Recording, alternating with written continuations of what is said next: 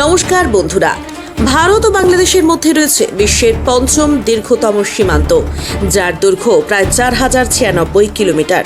কিন্তু এর মধ্যে সবচেয়ে দুর্গম এবং চ্যালেঞ্জিং অংশটি হল সুন্দরবন এলাকা। এতদিন এই ম্যানগ্রোভ জঙ্গলে কোনো ভৌগোলিক বা কৃত্রিম বাধা ছিল না, কিন্তু এবার ইতিহাস বদলাতে চলেছে।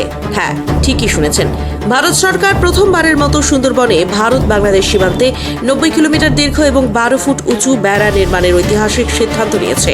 সাথে থাকছে অত্যাধুনিক সিসিটিভি ক্যামেরা এবং সেন্সর। কিন্তু কেন হঠাৎ এই সিদ্ধান্ত? এর পেছনে কি এমন ভূ রাজনৈতিক এবং অভ্যন্তরীণ রাজনৈতিক সমীকরণ কাজ করছে যা আমাদের অনেকেরই অজানা? বিস্তারিত জানার আগে আমাদের বুঝতে হবে সুন্দরবন এলাকার ভৌগোলিক অবস্থা কতটা জটিল। এই পুরো এলাকাটি নদী, খাড়ি এবং ঘন ম্যানগ্রোভ জঙ্গলে ঘেরা। জোয়ার ভাটার কারণে এখানকার ভূপ্রকৃতি দিনে দুবার বদলায়। বর্তমানে এই এলাকায় কোনো ফিজিক্যাল ফেন্সিং বা কাঁটা তারের বেড়া নেই। ভারতের বর্ডার সিকিউরিটি ফোর্স বা বিএসএফ এখানে মূলত ভাসমান বর্ডার আউটপোস্ট এবং স্পিড বোটের মাধ্যমে টহল দেয়। কিন্তু এই বিশাল এবং দুর্গম নদীপথে কেবল বোট দিয়ে 100% নজরদারি চালানো প্রায় অসম্ভব। আর এই সুযোগটাই কাজে লাগায় চোরাকারবারি এবং অনুপ্রবেশকারীরা। মানব পাচার, মাদক থেকে শুরু করে গবাদি পশু চোরাচালান, সবকিছুর জন্যই এই জলপথকে ব্যবহার করা হয়। তাহলে নতুন প্ল্যানটা কি? স্বরাষ্ট্র মন্ত্রক ও বিএসএফ এর নতুন ব্লুপ্রিন্ট অনুযায়ী এই 90 কিলোমিটার দুর্গম অংশে 12 ফুট উঁচু মজবুত বেড়া বসানো হবে। এটি সাধারণ কোনো বেড়া নয়।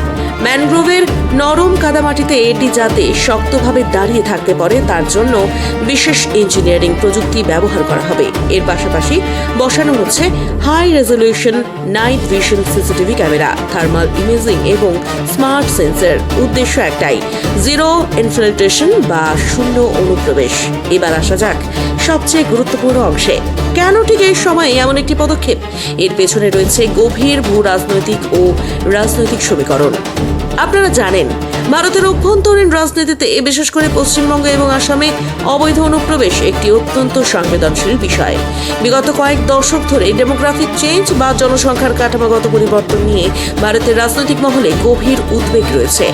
বর্তমান কেন্দ্রীয় সরকার জাতীয় নিরাপত্তাকে সর্বোচ্চ অগ্রাধিকার দিচ্ছে।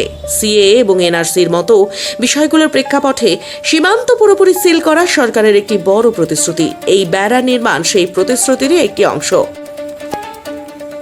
বাংলাদেশ ভারতের বন্ধু রাষ্ট্র হলেও বাংলাদেশের অভ্যন্তরে রাজনৈতিক পট পরিবর্তন বা চরমপন্থী গোষ্ঠীগুলোর উত্থান ভারতকে সবসময় সতর্ক রাখে। তাছাড়া মায়ানমার থেকে আসা রোহিঙ্গা শরণার্থীরা অনেক সময় বাংলাদেশ হয়ে ভারতে প্রবেশের চেষ্টা করে।